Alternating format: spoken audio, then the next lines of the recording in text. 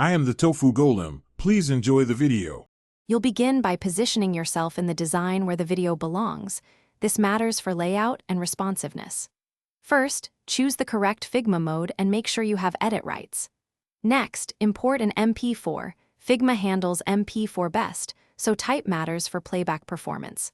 Once done, draw a frame or rectangle size to your intended playback area.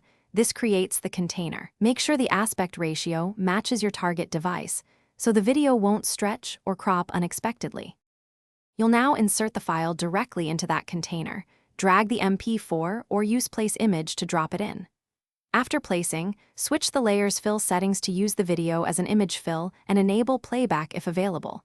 This lets you preview motion inside the frame. Then adjust fit settings, fill, fit, or crop, so the video frames display correctly. Make sure to test play in Figma's presentation mode to verify timing, alignment, and that the controls behave as expected. You're almost done. Wire the frame and prototype to play on click, hover, or autoplay depending on your goal. Once set, export or share the prototype link so stakeholders can view the motion in context. If playback fails, make sure the file is MP4, reduce bitrate or dimensions, and re-import.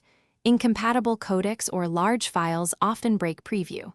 Finally, test across devices and browsers. This confirms the video behaves consistently and avoids surprises during reviews. Thanks for watching. Consider subscribing if we helped you today.